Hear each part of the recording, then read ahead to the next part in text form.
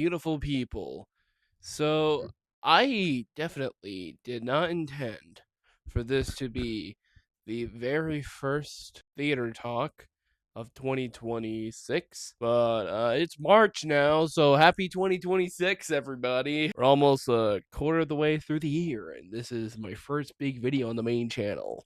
I am still very hard at work on my 2026 musical movie ranking, which hopefully will come out before June. Guys, I'm telling you, some of these movie musicals this year are fucking awful. But in the meantime, I thought I'd give you a little bit of a quickie to pass you over, since I saw a movie that is tangentially related to theater, so I figured that I'd give you all my quick thoughts here on this theater talk. So let's talk about Madea. So Madea is the character that was created and performed by comedian and filmmaker Tyler Perry, and her deal is that she is a gun-toting, foul-mouthed grandma.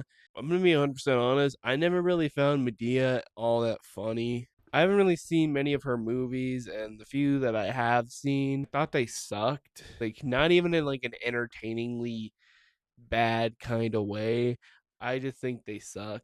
I know that the black community doesn't really have the kindest things to say about Tyler Perry, but I don't think that my pale ass is the right guy to talk about it. So instead, I'm just going to talk about how the newest Madea movie kind of sucks. And why does this count for theater talk? Well, Madea as a character got her start in a play. So this is technically based off of a piece of theater, so that technically qualifies it for theater talk. Fuck you, this is my show, I can talk about whatever I want. Joe's College Road Trip is the latest in the Madea franchise, and it is unique because this is a rated R film where most of the others are PG-13, and as you can probably tell by the title of the film, Madea is not the main character. In fact, it is actually her brother, Joe. The film follows this whiny little fucker named BJ who has nothing going for him really at all. And his dad basically tells his grandfather, Joe, played by Tyler Perry, who also just so happens to be Medea's brother, she even gets a little cameo, that you're gonna take him on a little bit of a road trip so my son can grow some balls. And as a way to make the son feel better, the dad tells him that his grandpa Joe is dying of fucking cancer. Wait a minute. Grandpa Joe?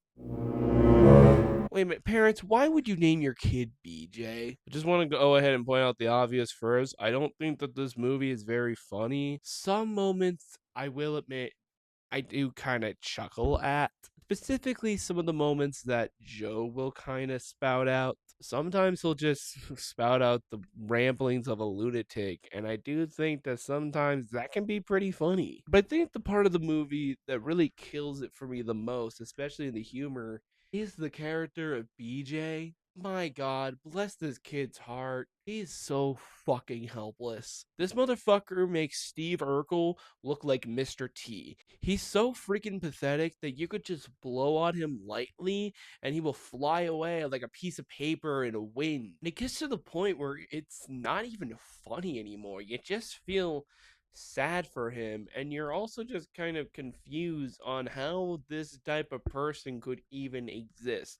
The other big complaint that I have with this film is that it's kind of confused on what it's trying to say, because it simultaneously says that the way that Joe feels about how woke everything is stupid, but it also kind of goes out of its way to say that what BJ is feels about some of the bigger picture things are better. The movie feels unfocused about what its core messages are supposed to be and what it actually stands for. And as a result of that, you get a film that kind of has no idea who it's supposed to be for. Is this supposed to be a film for the boomers to justify their bullshit, or a film to properly showcase the bullshit that exists between the differences in generations? Maybe the film was trying to go for the latter, but in execution, it just ended up a complete mess of a film. Not to mention, I thought that the road trip angle was very boring. We didn't really get that much interesting locations in this film outside of a fucking whorehouse. The only interesting locations that they go to in this film are a whorehouse and a white supremacist bar. That's it. Some fucking road trip movie, I'll tell you that. Now, in 2026, this channel is mainly going to be something that I do if I have the time, because my primary goal for this year is to finish Animalogic the Monster movie. And I want to hopefully get that out by Halloween, but we'll see how I succeed in that.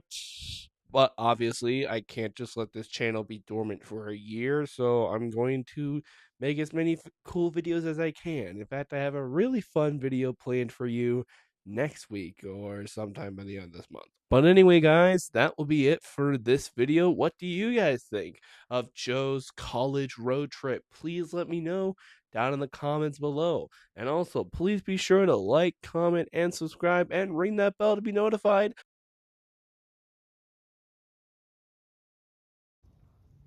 Ah, another day, all alone. No man with me that I can take advantage of. What am I gonna do? SpongeBob, what are you doing here? Get out of here. It's not what I want. It's what our supreme leader wants. And now he shall have it.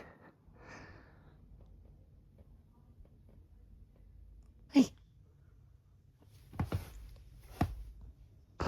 SpongeBob, what are you doing? Oh! No! Now go, my sister. Go.